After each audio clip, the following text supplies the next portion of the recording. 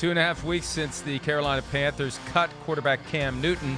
4 weeks since Jameis Winston became a free agent. Both are available. So, Peter, as we play this Friday edition of What's More Likely, who is more likely to be a free agent when the NFL season resumes, Cam Newton or Jameis Winston?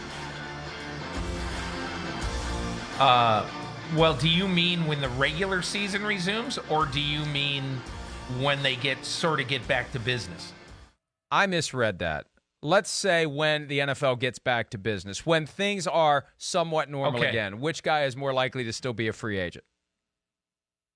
Cam Newton. And it doesn't have anything to do with his ability. It has to do with the fact that NFL teams, I think most NFL teams want to talk to Cam Newton. They want their own doctors to examine Cam Newton. And they want to see, look, he has not been Cam Newton for a year and a half. You know, the last half of 2018 and then all of 2019, obviously, you know, he either wasn't playing or was a shell of himself. So this is not the world conspiring against Cam Newton. This is, what sense would it make to sign a guy to, obviously he's not going to take 1 year, $4 million. I mean, you know, what sense does it make to sign this guy to a big deal when you don't have any idea other than these videos? You might have some idea, but you don't really know because your physicians have not had their hands on him.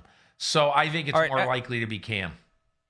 At the risk of outsmarting myself in the way that Wallace Shawn did while trying to figure out which goblet of wine had the iocane powder, I'm going to go a little bit next level here because I think that before the NFL is back to normal, there's going to be a window some way, somehow, for someone to come to a point of comfort regarding Cam Newton's current health, and that someone will pounce on him before it's open season again. And conversely, I think Jameis Winston is going to need more time to come to grips with his new reality. His new reality is you ain't a starting quarterback in the NFL, and you're going to get paid accordingly after making $45 million over 5 years. And I think it's going to take Jameis more time, and he also may be inclined to just sit back and wait for someone to get injured. Why lock in as the backup somewhere when maybe Ben Roethlisberger disappears in week 2 again, or maybe Tom Brady gets injured? And Peter, I don't want to put the jinx on Tom Brady, but I guarantee you, and you're the one who reported what the Buccaneers' wish list was, Brady, Bridgewater, Jameis. If Brady gets injured and Jameis is available, they're calling Jameis. That sounds absolutely ridiculous, but it's not. And I had one I'm serious. I had one general manager a couple of weeks ago say, if I were those two guys, and if Andy Dalton gets on the street and I were them, I wouldn't sign with anybody unless it was New England. But I wouldn't sign with anybody until training camp started and somebody pulls a hammy or something happens to a starting quarterback. Because look, Mike, I mean, you know, Jameis Winston knows that it's very likely he's not going to start at the start of this season. Cam Newton probably knows the same thing. And unless it's New England or maybe Jacksonville, I'm doing exactly what you suggest, and that is just, you know, hold your powder and just stay seated until, you know, and just stay in shape and get ready to play with somebody. Mike, we already know this is going to be, it's shaping up to be the strangest year in history, or at least since the Philadelphia Eagles and Pittsburgh Steelers combined to be the Steagles, you know, during World War II. And to me, if you don't know what's going to happen, okay, mystery is your friend if you're Cam Newton or Jameis Winston, honestly, because something weird is going to happen in the month of August or September when teams go back. So unless it's New England or maybe Jacksonville, I'm not signing at all. I mean, at a very basic level, without an offseason program to keep guys in shape, they come back for training camp. We may see more injuries, and there may be a greater likelihood of quarterback injuries. And then, boom, the phone rings. Cam Newton, Jameis Winston, we have a job for you right now as the number one guy on the depth chart. All right, who is more likely to end up in the playoffs next year, assuming there is a year in 2020 of football? The Buccaneers or the Patriots? Now, that's a really good question. I think the Buccaneers are going to make the playoffs. If I had to pick it right now, I'd say the Bucs. Because I keep coming back to this, Mike. Tampa Bay was on a 4-game winning streak last year, entering the last 2 games of the year. And they had 2 home games against Houston and Atlanta. They should have won both.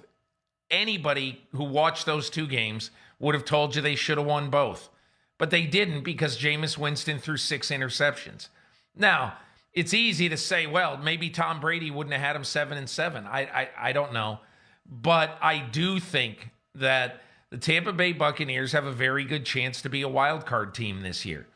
And look, New England is always going to be good with Bill Belichick. But, you know, with a mystery person at quarterback and with still huge issues at the skill positions.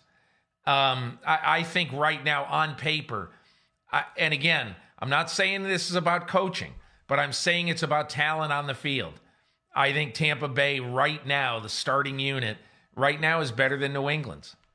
Yeah, and when we look at New England and say it's Bill Belichick plus we don't know who at quarterback and we don't know how well that guy's going to perform, at least in Tampa Bay, you've got a proven commodity in Tom Brady and a guy who's a 2-time NFL Coach of the Year in Bruce Arians, who has shown he knows a thing or two. So there's less uncertainty with those guys. And you're right, last year 7-9, despite Jameis Winston throwing 30 interceptions.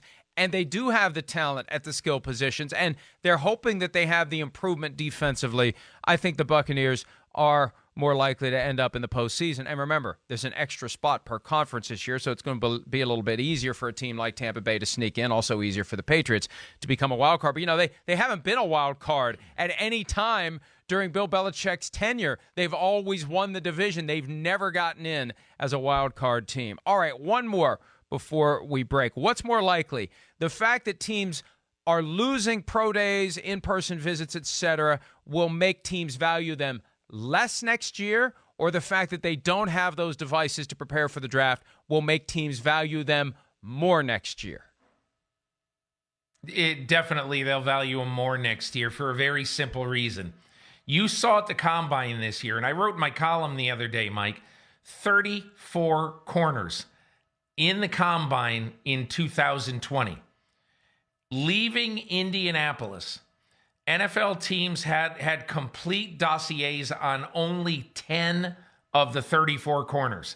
2 reasons. Number one, with the workouts being later in the day and at night, a lot of guys, you know, who had already spent the day doing interviews, doing all this stuff, a lot of them said, I'm just going to do these drills at my pro day. So a lot of them just didn't do it. And obviously, secondarily, some of them coming back from injury didn't want to do anything until their pro days. So what is going to happen next year, I believe, is that pro days will take on even more significance because more and more players, judging by 2020, are going to skip doing stuff at the Combine.